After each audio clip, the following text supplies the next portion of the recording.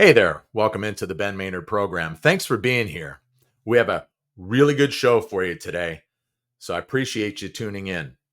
As a reminder, the podcast is available on multiple podcasting platforms, but you already know that if you're listening to it. And of course, as always, the show is also available on YouTube if you can't resist this stuff right here. Okay. Last but not least, follow me on Instagram. It's all one word, Ben Maynard Program. So there are multiple ways to take in the show for your dancing and listening pleasure. So there you have it. So to recap the last episode, that was my niece Gianna in studio talking about her early childhood and her finding out that she was adopted and then finding her family so many years later. It was really good stuff. It was an interesting story. I got one very nice comment. I haven't checked lately, so I don't know if there are any more, but I did get one really nice comment from somebody else saying, "Hey, I was adopted." So, listen, if you are watching this on YouTube, do me a favor, subscribe to the channel, give me a thumbs up, and leave a comment. I would greatly appreciate it. So, with that, we are guest free today, which means it's you and me. And as you can see, spread out here on the table, my notes. So today we're going to dive into the catalog of one of my favorite bands of all time, and that would be Loverboy.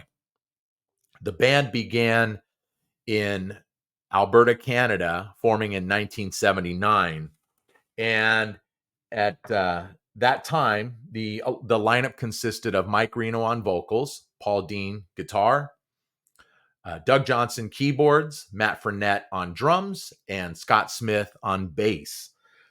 Without a record deal at that time, the band made their live debut in November of 1979, opening for Kiss on their Dynasty tour. Upon being rejected by all of the major record labels in the United States, the band happened to sign with Columbia Records of Canada in March of 1980. And here is where the fun starts. Because in October of 1980, we get this.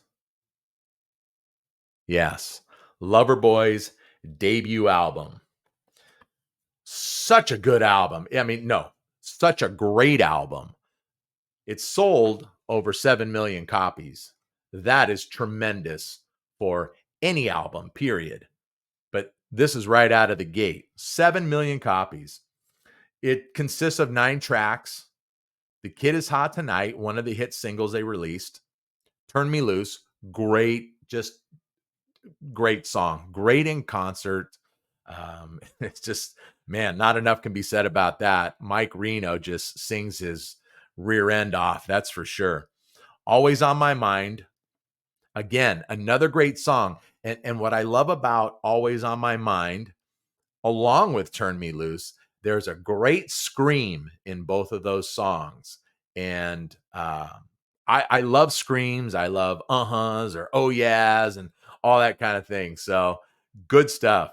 Lady of the 80's, kind of a rock and roll or shuffle or boogie song. Really, really cool. Little Girl, more of a sort of punky new wave type feel to that one. Kind of bouncy, prissy. Just a great song. I've never heard live. It would be really something if that happened. Teenage Overdose, another good song. Just so good. DOA, simple lyrics, but what a great song. And then we round out the set with It Don't Matter. And I think it's Dougie Johnson playing a little bit of saxophone on that one, kind of in the middle break of that song. And then at the end as well. It's just so good. So good. All right. So then we go to October 1981, one whole year later. And while opening for Journey on their Escape tour, the band drops this. Probably Loverboy's signature album, Get Lucky. Everyone knows this. That's for sure. It sold over 7 million copies again. So that's, I mean, you're talking 14 million copies on 2 records. Today, that just doesn't happen. But even back in 1981 and in the heyday of record sales and the like, 14 million copies on 2 records, I think that's just tremendous. Definitely, definitely no sophomore slump here. Again, the record contains 9 tracks, and it starts off with Working for the Weekend. What else is there to be said about that song? Everyone knows that. It's Loverboy's signature tune. They close out the show every night with that one, and it still sounds great. When It's Over, one that doesn't get played in the set as much, but again, what a fabulous song. So good. Jump, I said it about Little Girl on the debut record. Jump is another bouncy, bouncy track. It's the best way for me to describe it. Gangs in the Street, great video to that song. I love it. It's kind of fun. And a great tune as well. Emotional. I don't know how to describe this one. As far as I don't know, it's such a good song. Mike Reno's vocals are way different in this. You almost think that he might not even be singing it. That maybe Paul Dean took the lead on this, and it's so good. It's a little dirty or dirgy. Maybe that's a better way of putting it. So good. Lucky Ones. What a great open. A great open to that song. It's It's Your Life. Another good one. Another sort of bouncy too. Not in a pop sense. It's just not that way. But I don't know. It makes me kind of want to bounce up and down a little bit when I hear that. Watch Out. Good one. And Take Me to the Top. It's another great open. Not as dramatic as Lucky Ones, more slow building, but it's so good. So good. And just a fabulous way to to close the album.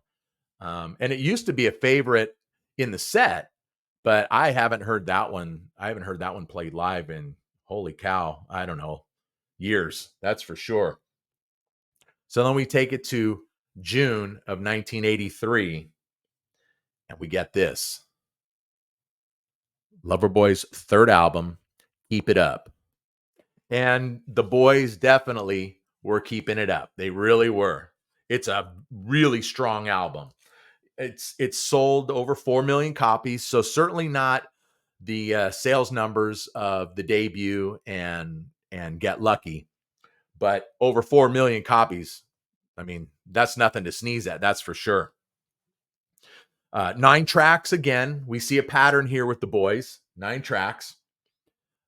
Starting off with Hot Girls in Love, still a staple in the set. Great song. Track number 2, Strike Zone, probably one of my all-time favorite Loverboy songs. It is so good. And there's such a build-up in that song in the beginning. It's just great. It's fabulous, actually. I hate to use that word, but it is. They don't play it live. I've seen it live one time, and it happened to be the first time that I saw the band live, which was on this tour. They was their first headline tour, by the way. I saw them in St. Louis, Missouri at the Checker Dome.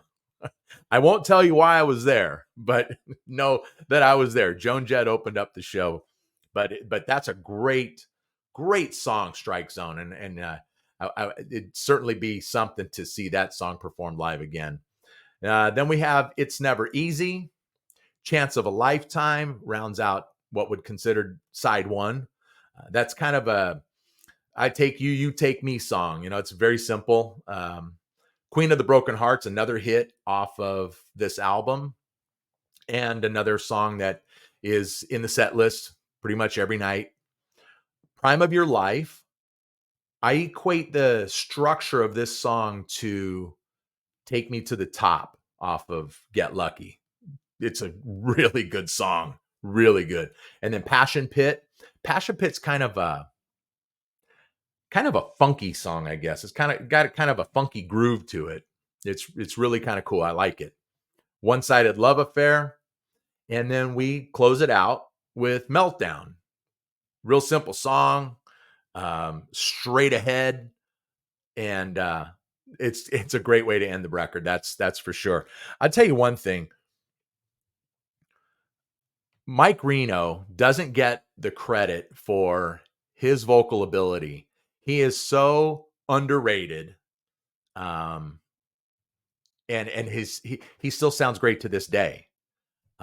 Doesn't sound like he did in 1982, 1983, but he sounds great. I mean, come on, who does? Not hardly anyone, that's for sure. And Paul Dean is such an underrated guitar player. I love his tone. It just there's such a crunch like to his guitar sound. It's just so good, and it makes these songs so heavy at times. It's just great. I just can't say enough. I love Paul Dean's guitar. Sounds so good. So then, coming off of Keep It Up in 1983, we move ahead to August of 1985. The boys then release this one here, Loving Every Minute of It. Fourth album from Loverboy. Record sales of 3 million plus.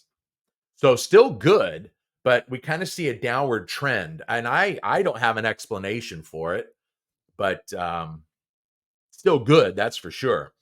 I did want to point out one thing. I was looking through the song credits, or not the song credits, but the liner notes, and I happened to see one name that shows up on all three of the first records, and that's Nancy Nash. She provides a little female backing vocals on several songs on the first three records, and it carries over to Loving Every Minute of It. So the boys really like her, that's for sure.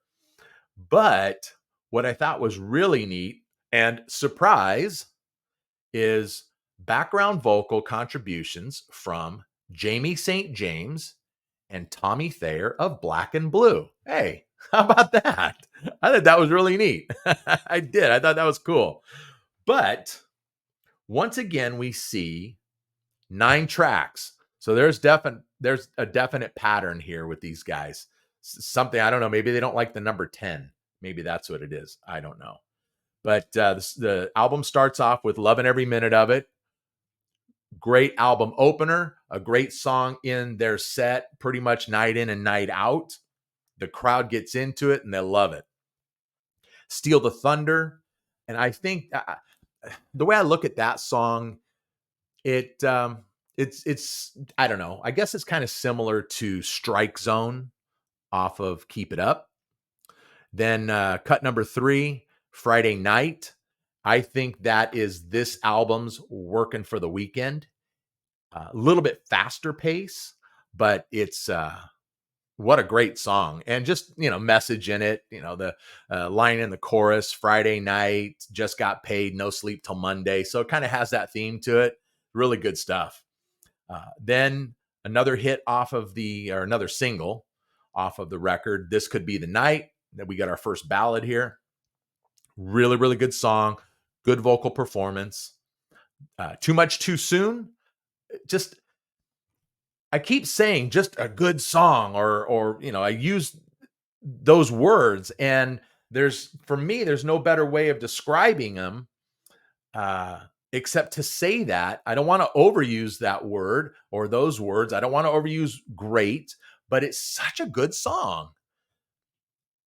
Lead a Double Life. That one is an interesting one. The sound on it, the vocal style and performance from Mike Reno, you almost don't think it's him singing it.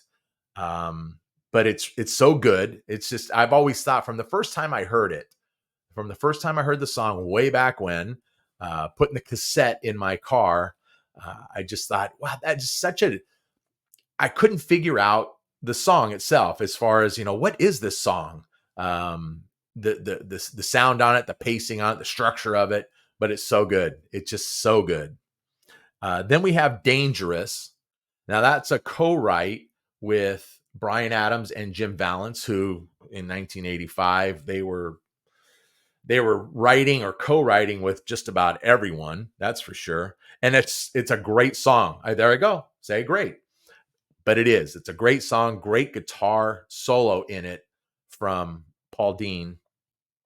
Destination Heartbreak. We get another ballad. Normally, Loverboy keeps their ballads to about one per album, but we get another one here, second one on this. And then we round it out with Bullet in the Chamber, a great way to end this album. It's a great final track, closes it out. It's just good stuff. I tell you, as a fan of Loverboy, these first four albums, they are really so good. There aren't enough O's in good to describe how they are. So anyway, moving on, that takes us to September of 1987. And then Loverboy, as I turn the page here in my notes, Loverboy releases Wild Side. Now, a lot of Loverboy fans, especially more casual ones, probably aren't even aware of this one. It really sold poorly. It only sold, I shouldn't say only, but it did just break platinum status. So when you compare it to the first four, yeah, then you see this one did sell poorly. The band, they're really disappointed with the success of this album, and the fact that it just barely broke the platinum level. And for me, I'll be quite honest, it's hard for me to figure out why that is, because this is every bit Loverboy as the first four albums. This stuff is so good. And in fact, there was let's see, I think there were a couple of contributions on here, at least one contribution on here that I noticed. Oh, that's right. Christian rock artist Daryl Mansfield plays harmonica on a couple of tracks on the album, and you may not recognize that name. I just happened to, when I was looking through the liner notes, I figured I'd throw it out there, a little bit of extra content. Why not? But then also there's a co-write on here. It's the first track, which was the first single released on it, which is Notorious. The co-write is with John Bon Jovi and Richie Sambora. And of course, in 1987, those guys were, hot as a pistol. So we have the co-write there. The track list, we actually get 11 songs. So Loverboy broke their pattern here. Starts off with Notorious. And that's such a good song. So good. Just love everything about that song. Walking on Fire is a good song. It's okay. I don't mind it. If I'm listening to this, I don't skip it. I play everything right through, front to back. Break It to Me Gently. Same thing. It's a pretty good song. But here, cut number 4, Love Will Rise Again. That is so good. I love the chorus in that song. Then we follow it up with Can't Get Much Better. Same thing. I could hear those songs back to back over and over and over. Hometown Hero, pretty okay. And I'm not sure if this next track is my favorite on the album or not. Might be between this one and Notorious, but it's Wild Side. And I'll tell you what a great bass line in this, and a great bass opening. It is so good. Got a little funk to it. It's and then Paul Dean comes in with his crunchy guitar sound. So good. Then we have track number 8, Don't Let Go. And then we have a fun one called That's Where My Money Goes. I can't describe it. It's just a fun song. You have to hear it. Track number 10, Read My Lips. And then it finishes up with, it is a ballad, like song, but it's not a what you would consider to be a traditional ballad. It's a little bit faster paced than that, I guess, is the best way to say it. So we finish up with Don't Keep Me in the Dark. And that there is Wild Side. And if you're not familiar with that one, you really need to check it out. Dive deep into the Loverboy catalog. Not only that, well, I guess that for most of the casual fans, you're probably not even aware that Loverboy, we're not done with their catalog here. Yeah. Though the band did take a bit of a hiatus in 1988, probably some of it due to some tension with the lack of sales of Wild Side. They took a bit of a hiatus or a sort of a breakup. But by 1993, 94, they were back at it, hitting the road. They were out supporting 2 compilation albums released by the record company. But in 1996, the guys got the guys got back in the studio, and in December of 97, they gave us this Loverboy 6. And I know most of you out there are like, what? I didn't even know. A lot of people didn't know. Needless to say, by this time, the music climate had changed, and so did radio. Bands from the 80s, they got killed, and this album fell, victim to all of that. It's also worth the mention that this is the first Loverboy album to not feature Doug Johnson on keyboards. Richard Serra stepped in on this one, and I don't even know what the story was behind that. To this day, I haven't heard why that was, because I can tell you, when I'd seen Loverboy previous to that in 1994, Doug Johnson was there. So why that is, I'm not sure. But from 96 and 97, Richard Serra was behind the keys. That's on, especially on this one. But now we get 12. We get 12 songs on this one. The first track is Big Picture. It's a great song to lead it off. I'm going to tell you this right now. I don't know if I'll go through every single song on the album here, but if you're looking for the Loverboy sound, this sounds every bit as Loverboy as anything else that they have put out. So for the hardcores, for the casual fan, and that you're not aware of this, go seek this out. You're not going to find it. Unfortunately, you won't find it on the streaming services. I've looked. I can't find it anywhere. Maybe you know more than I do, but I haven't been successful at doing that because I think I've stated before, just out of convenience, I'll listen to music, on my phone, through my iTunes or whatever I have. But there's nothing better than putting a CD in the stereo and just letting it crank. That's for sure. But yeah, so you can't find this one. But as I said, the first track is Big Picture. Then we follow it up with Love of Money, and another good song to follow that one up. I think this one of the standouts for me, besides the lead track, Waiting for the Night, another really, really good song. Then they slow it down on track 6 with Goodbye Angel. Track number 7 that one's a standout for me as well. Create a Monster. It's got a really cool beat to it. It's just and a cool chorus, a really cool chorus. Track number 8, Hair of the Dog. Track number 9, Maybe Someday. I'll tell you, and I'll be very honest with you, because I only listen to my CDs, and I can't find this on streaming services. Then it's been quite a while since I have listened to this one. So I'm going to probably have to do myself a favor and get myself a vehicle with a CD player in it.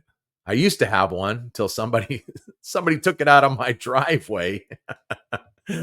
uh, anyway, so it is a good CD. You can find it online, Amazon, eBay, whatever. I actually thought that I had lost this, so I went on and picked up an extra copy of it. No, you can't have my extra copy. That's for me. So sadly, I'll say again on Loverboy 6 that this is the last studio album that features Scott Smith on bass. And that's due to the fact that he tragically died in a boating accident in the San Francisco Bay in November of 2000. So, it was really sad. And I know the band actually took a hiatus for a little bit after his passing, but they had to forge ahead. And they got back together, or not got back together, but they got themselves back. They brought in Ken Spider Senave, who used to play bass in a Canadian band called Street Heart. You might be familiar with that name. So we'll fast forward 7 years to 2007. And to my surprise, the boys deliver this one right here. Just Getting Started. And I know for a fact, probably 90% of you listening or watching right now have not heard of this album. This is something else. Man, it's hard for me to describe this record. It is that good. I don't want to say it again, but this is great. This is right up there with, I don't know, maybe one of these days I'll rank these albums from bottom to top, but this right up here ranks with their best. The one thing that they did is they tuned down the sound a little bit, and then even some of the song structures are just slightly different. There's something about the sound. Obviously, they're a bit older, so I'm sure that had a little bit to do with the tuning down. But it's 10 tracks. The title track, Just Getting Started, so good.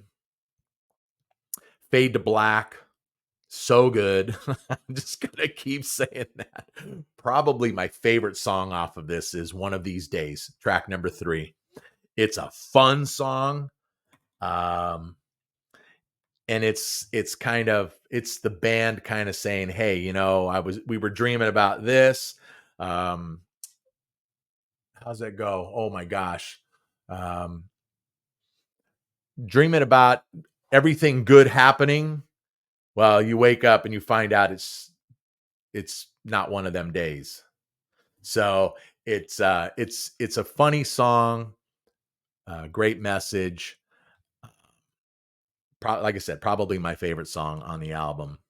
Then there's Back for More, Lost with You, cut number 6, I Would Die for You, cut number 7, Real Thing. I know I'm kind of going through these, but this is so good. I cannot tell you how good this record is. Cut number 8, The One That Got Away. Track number 9, As Good as It Gets. And then track number 10 to round it out is Stranded.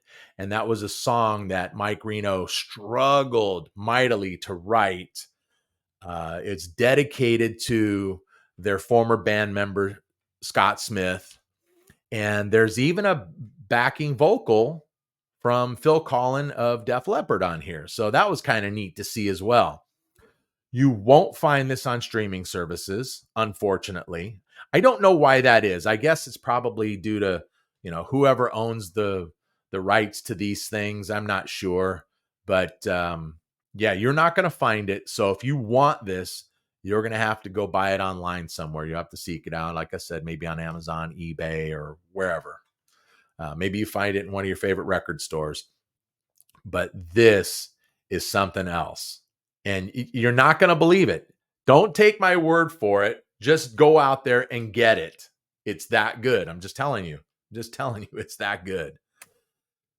So, and you're thinking we're done. Well, I got news for you. In August of 2012, the guys released this Loverboy Rock and Roll Revival. Now, this is the first album in 5 years at this point. It's 12 tracks.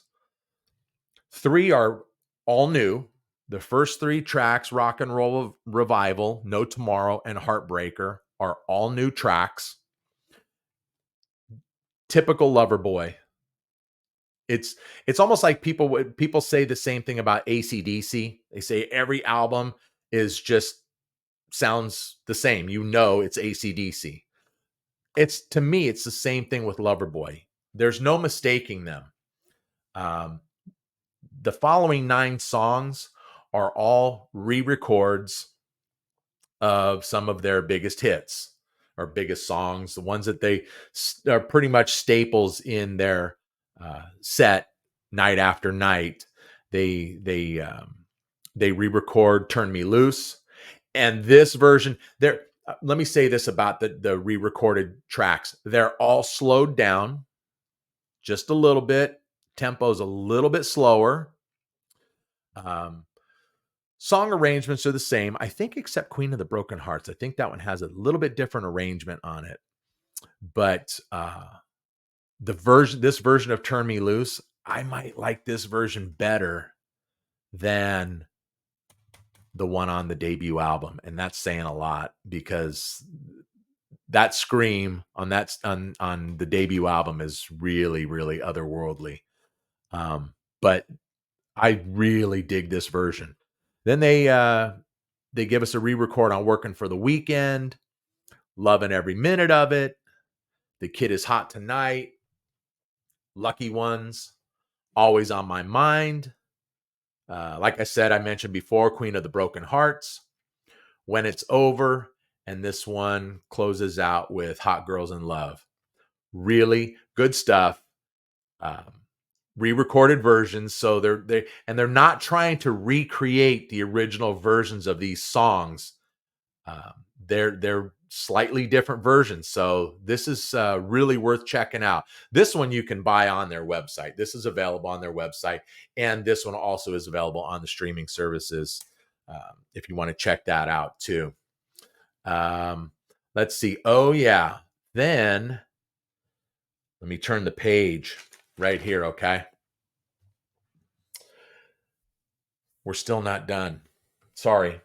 Last but not least, I have to get my phone out for this one. Sorry.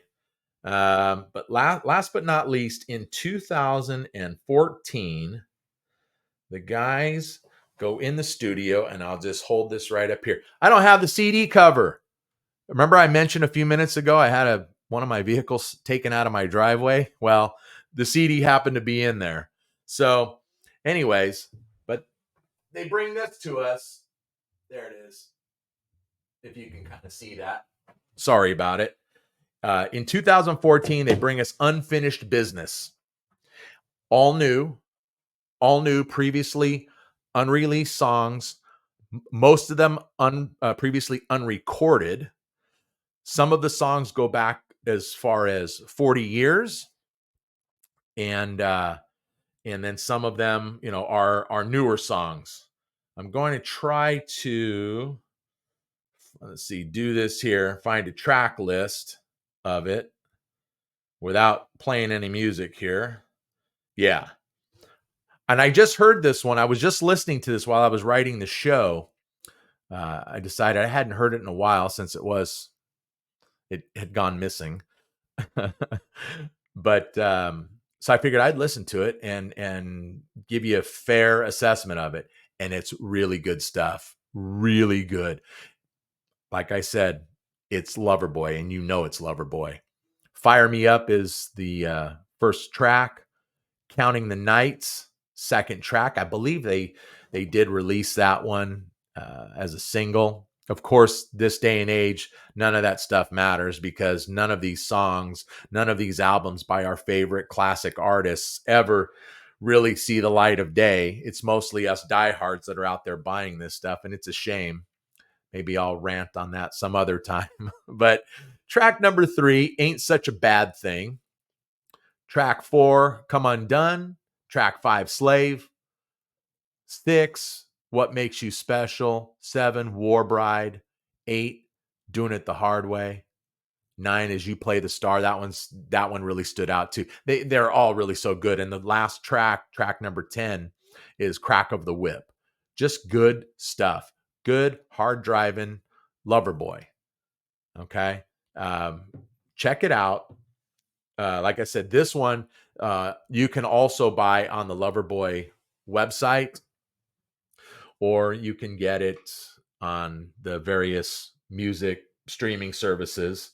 But the reason why the album was titled Unfinished Business is because the fact that these songs, it literally took 40 years to put this particular album together, because you had songs from so long ago and then some songs a little bit newer, fresher songs.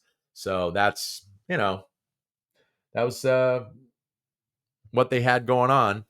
But since 2014, no new albums, but the band has released 5 singles to all of the streaming services. So you can check those out. So what that's since 2014. Yeah. So you can check those out. Good stuff. You're not going to go wrong with any of it. All of it sounds like Loverboy. I keep saying that, but it is so true. So I want to talk about what Loverboy is doing now. And what they're doing now is they're going out every year playing about anywhere between 60 and 80 shows a year all over the US and Canada. Most of these shows, they're opening up for other acts. Except that in Canada, they can still headline in Canada. Now, why that doesn't happen here in the US is beyond me, because besides depending on who they're opening for and where they're slotted in the lineup, they're getting anywhere between 45 minutes and an hour. And they've got so many songs to round out a set. They could go for 2 hours easy. Especially, and I believe that the diehards really feel that. Yes, they are slowing down the tempo a little bit. Yes, they've changed the key a little bit. So they're dropping down a little. But all that to say that's okay, because they're delivering it live, all real and all live every night.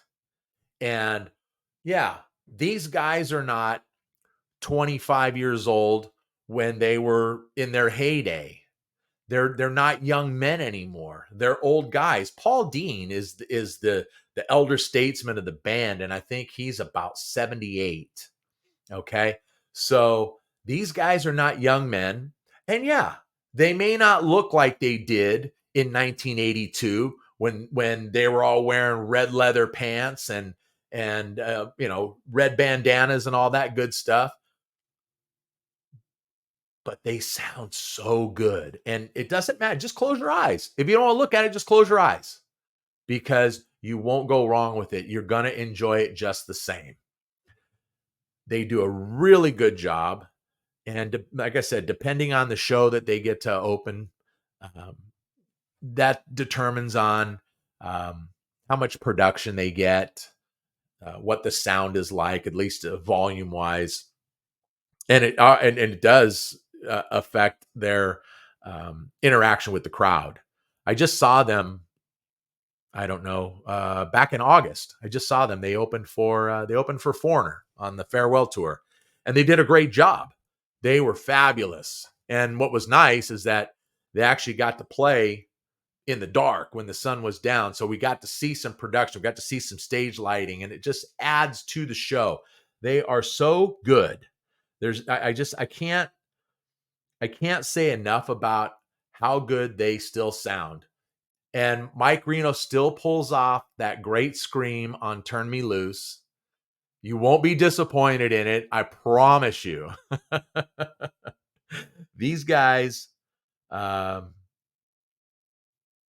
I give them so much credit because they do such a good job. And for me, being a real diehard, I really do wish they could headline some shows here in the U.S., but unfortunately, it just doesn't work out that way. But they are still out there. They are rocking. They are sounding great. And the bottom line is they are getting it done. So I hope you enjoyed this as much as I did. That's going to wrap it for this episode. If you're watching this on YouTube, do me a favor, please subscribe to the channel. Leave me a thumbs up and leave a comment. I would greatly appreciate it. If you are listening, you know the multiple podcast platforms that this show is available on. So we're not even going to get into that. Lastly, follow me on Instagram, Ben Maynard Program. Thanks a lot for being here.